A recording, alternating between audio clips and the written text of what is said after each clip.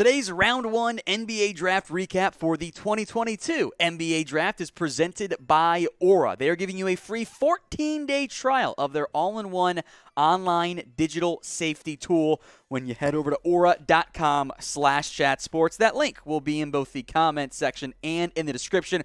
We're going to go through every single first-round pick, plus the trades that were made, even if we don't know what the trade actually was. The number 1 overall pick, the Orlando Magic selected Paolo Banchero out of Duke, which was a somewhat surprising pick for Banchero given the uncertainty that it was supposed to be Jabari Smith, as that's what Woj said this morning. He was wrong. The Magic take Banchero. As expected, the Thunder took the tall, skinny guy, Chet Holmgren, the center forward who plays like he's a shooting guard out of Gonzaga. Holmgren, the selection for the Thunder, as they have one of the most tantalizingly awkward but fun rosters in the NBA. Jabari Smith, the selection then at number 3. I thought he was the best player in this year's class because I love people who can shoot, and Jabari can shoot. 6'10", stretch 4, 42% from deep. He goes to the Houston Rockets. Keegan Murray to the Sacramento Kings, a pick that I told producer Coop, won't the Kings do something like take Keegan Murray over Jaden Ivey? I said it to him a week and a half ago, and that's how it goes down, as Murray, not Jaden Ivey, ends up rounding out the top 4 as the Iowa scorer goes to Sacramento. At pick number 5, then, the Pistons got Jaden Ivey, the point guard who I think is a super fun fit, with the Pistons building something potentially very promising alongside Cade Cunningham. Ivey, the pick at number 5.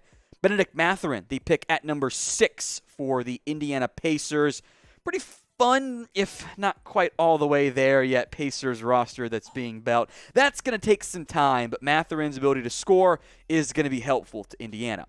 One of the more intriguing prospects in the entire NBA draft, Shaedon Sharpe. He could be the best player from this class in all seriousness. He could also be just terrible. We don't actually know because he didn't play at all last year. High school enrolled early at Kentucky, did not get eligible. Massive, massive upside. Or he could end up doing next to nothing in the NBA.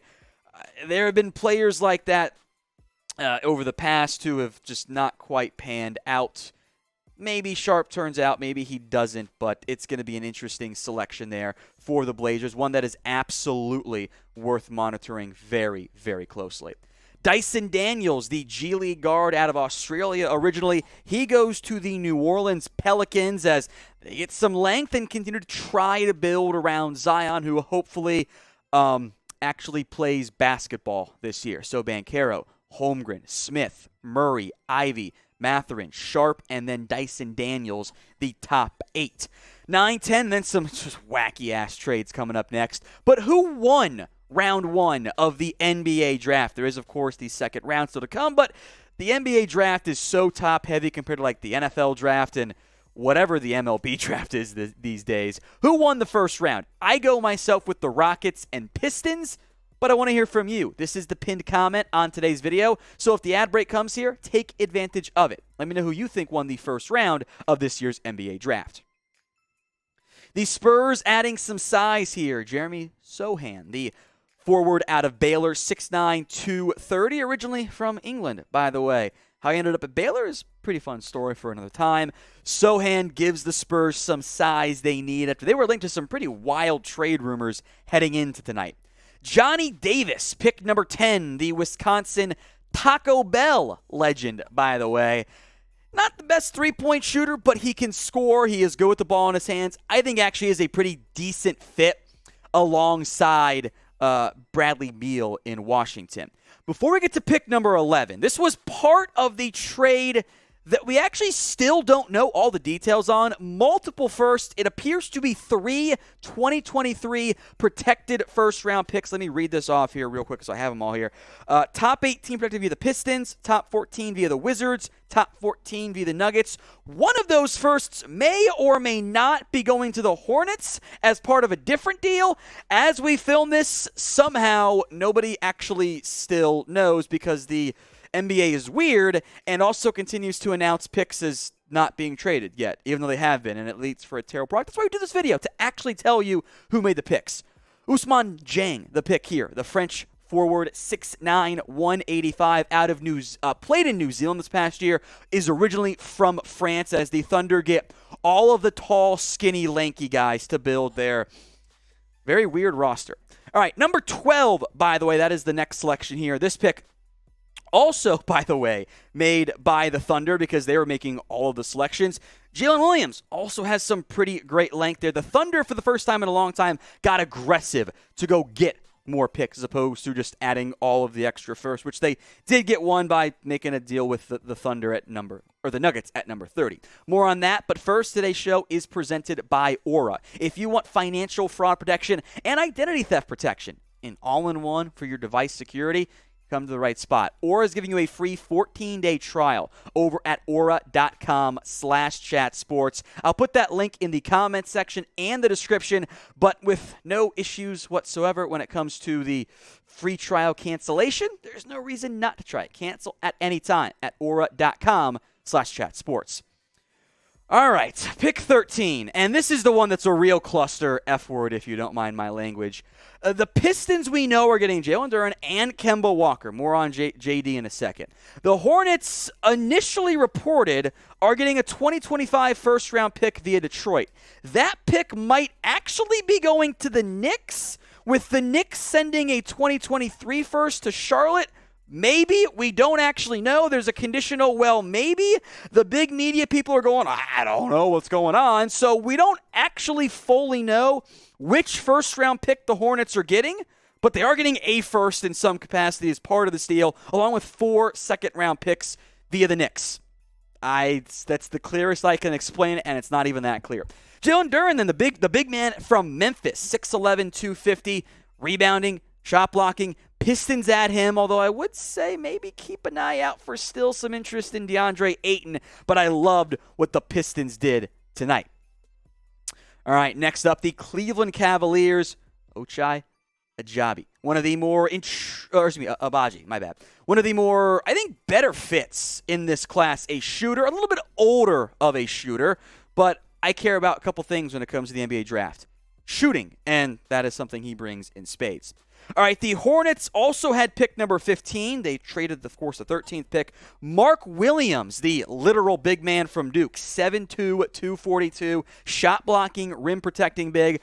I do think Duren's a better prospect, but I don't think by that much. So getting extra draft capital, I don't hate it from that standpoint from Charlotte, but I do wonder if they got enough back for that number 13 overall pick.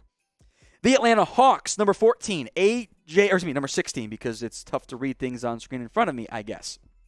AJ Griffin, the wing from Duke. Again, he can shoot for you. And I think alongside Trae Young, that's exactly what you're searching for. We know how dynamic Young is. Adding shooters who can hopefully develop into 3-and-D players, that's a good pick for a barely top half of round 1 selection.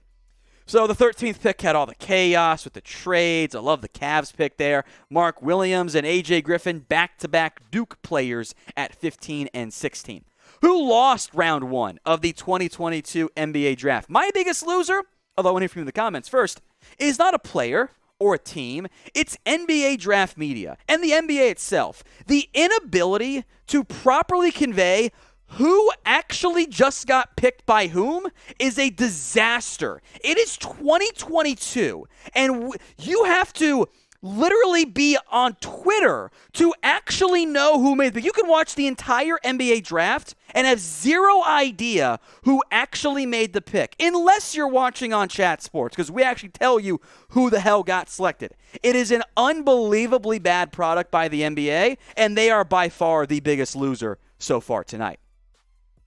The Rockets back here at pick number 17, Tari Eason, another decently sized forward. I think he plays the 3 for Houston, and Jabari Smith plays the 4, and maybe when they go small ball, Smith slides down to the 5, Eason to the 4. That's some fun on that standpoint there. I think the Rockets had a nice draft tonight.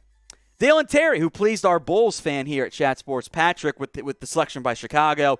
I want to see better scoring. The numbers are not great there. 8 points per game, 36.5 3-point percentage, but there is promise. In Terry and in the back end of round 1, that is all you can ask for. All right, number 19, Jake LaRavia. Or LaRavia, however I pronounced that one. I didn't put in the pronunciation guide, so I don't know how to say it correctly. He goes to the Memphis Grizzlies. This was part of a trade, by the way. Minnesota traded down, got number 22 and 29, which they later also moved, and a future second-round pick. I think that actually goes to the Grizzlies, by the way, as the Memphis adds some players. They were not done wheeling and dealing, by the way. More on that coming up, but I think JL out of Wake Forest, good size, 6'8". Hopefully can develop some better shooting. Number 20 for the Spurs, Malachi Branham out of Ohio State. I was a bit surprised that Branham didn't go all the way in the top. I thought he could be a top 15 pick. I thought he could slide up there because he's got good size for a wing guard type and shot 41.6% from deep. I think the Spurs need more shooting. I like what they did given where they were drafting in this year's NBA draft. So Branham there rounded out the top 20. Eason, Terry, and Jake LaRavia out of Wake Forest was number 19. We are far from done with tonight's NBA draft coverage. We're going to have a round 2 full draft tracker, since that's even more chaotic to follow because the NBA doesn't know what the hell they're doing. We'll have draft grades, undrafted free agents coming up later tonight. So make sure you're subscribed right here, youtube.com/chatsportstv. Christian Brown, don't let the last name spelling fool you. It is pronounced Brown, to the Denver Nuggets at number 21 overall.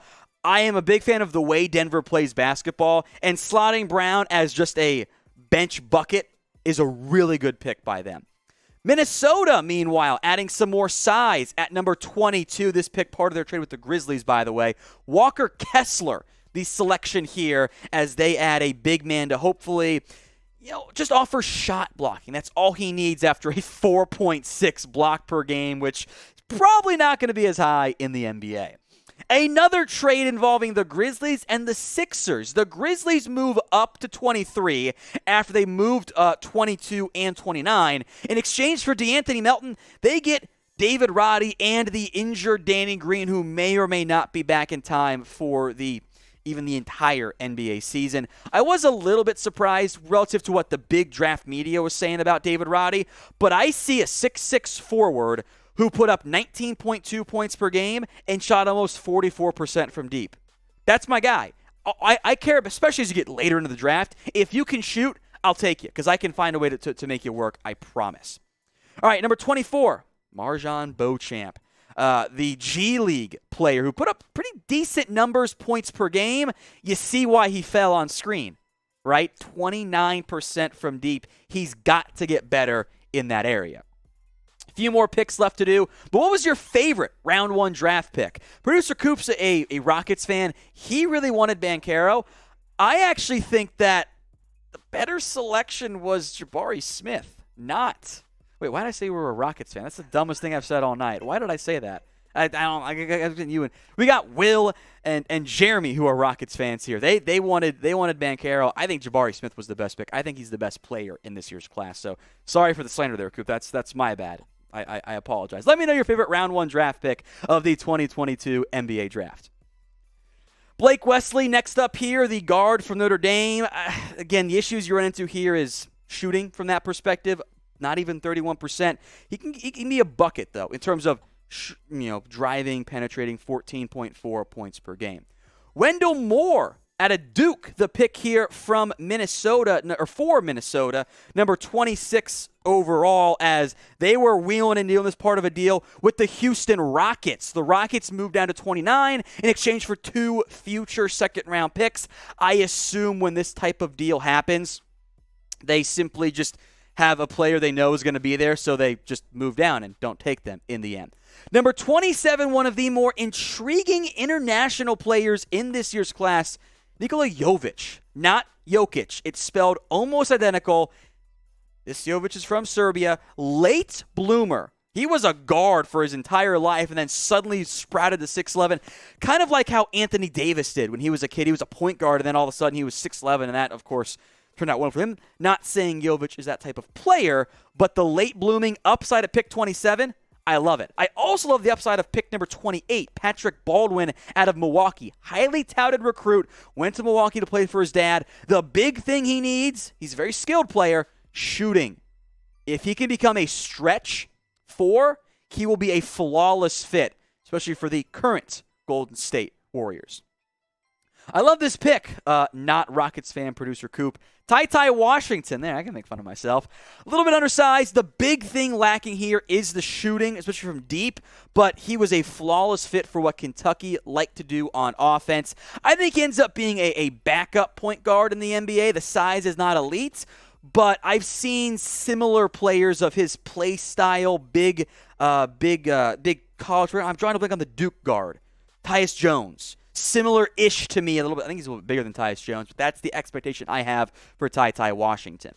And finally in round one, a bit of a surprise pick, Peyton Watson, the wing out of UCLA, who didn't put up any real production, missed a lot of time, but there are some undeveloped skills here. Denver, I think, had their eye on Watson with the trade for this 30th overall pick, but the production is nowhere near indicative of a first-round selection. So that is round one. Round two is underway. I have no idea who's been picked because we've been filming the entire time in round two. But which player surprised you the most that did not go in round? I've seen a lot of conversation around E.J. Liddell. I am surprised he did not go in the first round. Beyond him, Kennedy Chandler had a really great end to his career at Tennessee. I'm surprised he did not go in the first round. But I want to hear from you guys. Which player are you most surprised didn't go in the first round?